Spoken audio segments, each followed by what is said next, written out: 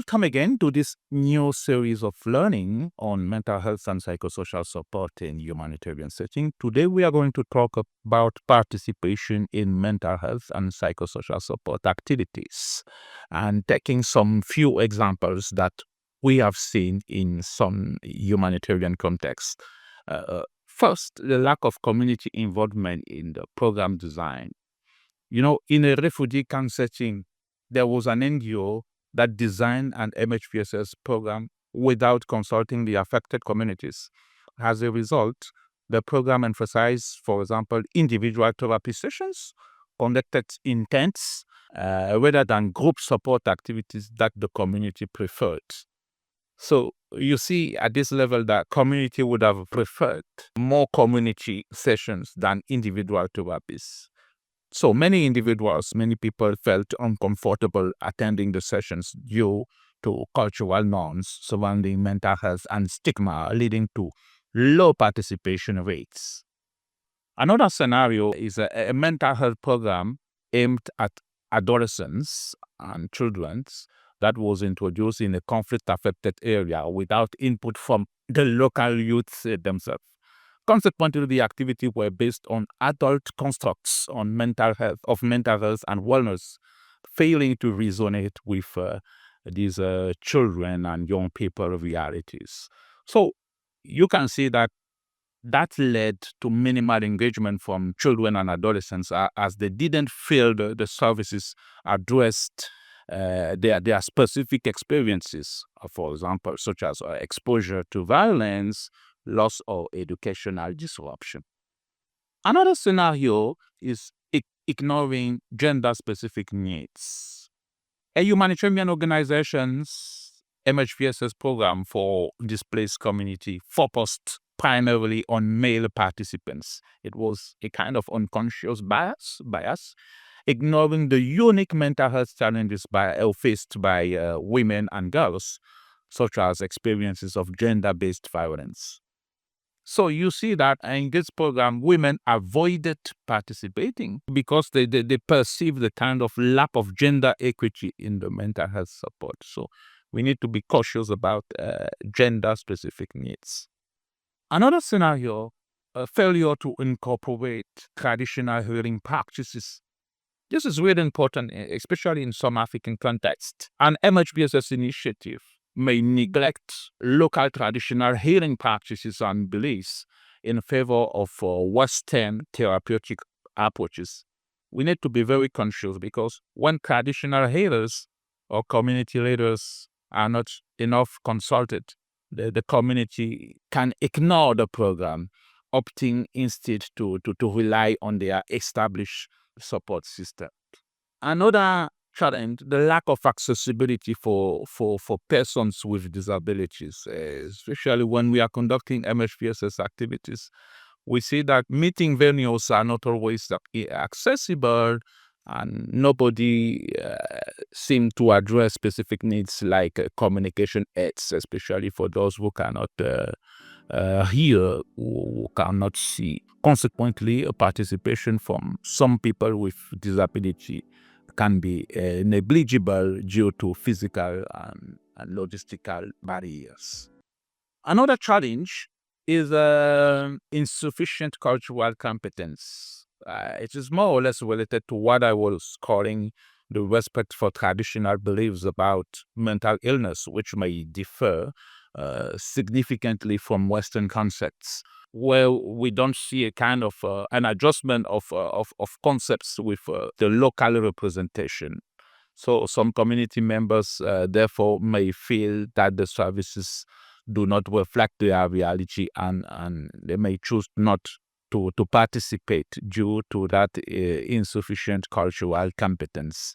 Another aspect is the limited outreach and awareness efforts. For example, an NGO-initiated MHPSS workshop in a remote area with little prior outreach or information dissemination about the services available.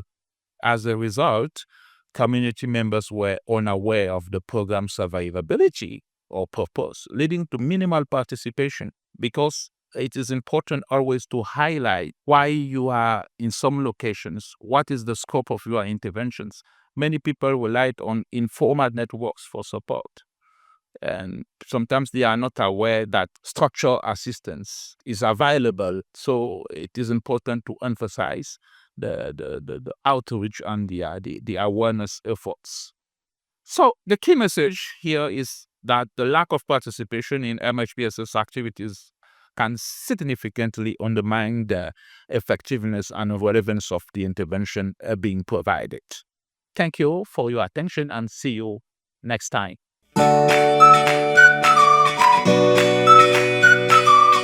Salut à tous, bienvenue à cette nouvelle série d'apprentissages sur la santé mentale et le soutien psychosocial dans les situations d'urgence humanitaire.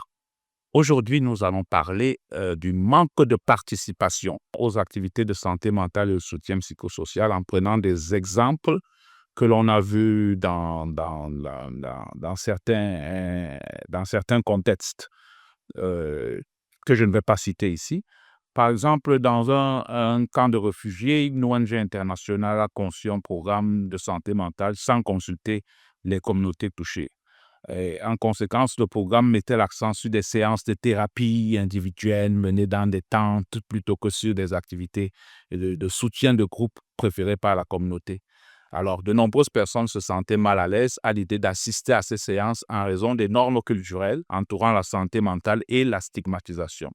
Bon, ce qui a entraîné un faible taux de participation. Donc, ce qu'il faut remarquer ici, c'est que les gens étaient mal à l'aise parce que ces séances-là ne respectaient pas leurs normes culturelles. Deuxième scénario, c'est l'adaptation insuffisante des interventions. Par exemple, un programme de santé mentale destiné aux adolescents a été mis en place dans une zone touchée par un conflit, mais on n'a pas consulté les jeunes de cette localité-là. Donc, les activités étaient donc basées sur des concepts de santé mentale et de bien-être qui sont plus propres aux adultes et ne correspondaient pas à la réalité des jeunes. Donc, ici, il faut voir que parfois, des programmes qu'on applique sans pouvoir ajuster le niveau d'âge, la tranche, peuvent être dangereux. Ceux-ci se sont très peu impliqués, et ces jeunes-là, car ils avaient l'impression que les services ne répondaient pas à leurs expériences spécifiques. Par exemple, l'exposition à la violence, la perte ou la rupture scolaire. Donc, toutes les thématiques étaient plus des thématiques d'adultes. Troisième aspect, toujours pour illustrer le manque de participation, ignorer les besoins spécifiques au genre. Par exemple, le programme MHPSS, le programme santé mentale d'une organisation humanitaire destinée à une communauté déplacée, s'est principalement concentré sur les participants de sexe masculin, c'est-à-dire les hommes, en ignorant, par exemple, les femmes et les filles. Ça, c'est un biais. Alors, par exemple, les expériences de violence sexiste. Bon, on voyait que c'était plus les hommes qui étaient impliqués. Et ça n'a pas effectivement permis la participation de tout le monde, notamment des femmes, qui ont évité de participer à cette activité. Donc, ça a entraîné un manque d'égalité des sexes dans le soutien de la santé mentale. Quatrième scénario, la non-intégration des pratiques traditionnelles de guérison. Et là, je voudrais dire que c'est important souvent de contextualiser les approches par rapport aux localités. Par exemple, dans un contexte humanitaire multiculturel, une initiative de santé mentale peut négliger les pratiques et croyances traditionnelles locales en matière de guérison au profit d'approches thérapeutiques occidentales. Alors, il faut faire très attention. Les guérisseurs traditionnels et les chefs communautaires n'ont pas été consultés, par exemple. La communauté a ignoré le programme. Donc, on peut venir avec des approches très occidentalisées, mais en sous-estimant la présence des guérisseurs et des chefs communautaires qui ont une influence dans cette localité-là. Autre scénario, c'est le manque d'accessibilité pour les personnes handicapées. Par exemple, un programme de santé mentale prétendait soutenir les personnes handicapées, mais n'a pas consulté les membres handicapés de la communauté lors de la conception et les amuses en rire. Alors, si vous faites un programme pour les personnes handicapées, le minimum, c'est au moins de les consulter. Donc, en conséquence, les lieux de réunion étaient inaccessibles, par exemple, aux personnes handicapées. Personne ne répondait aux besoins spécifiques. En conséquence, le résultat, c'était quoi? La participation des personnes handicapées a été négligeable en raison des obstacles physiques et logistiques auxquels ils étaient confrontés. Or, en les invitant, ils auraient pu proposer cela. L'autre scénario, ce sont les compétences culturelles insuffisantes.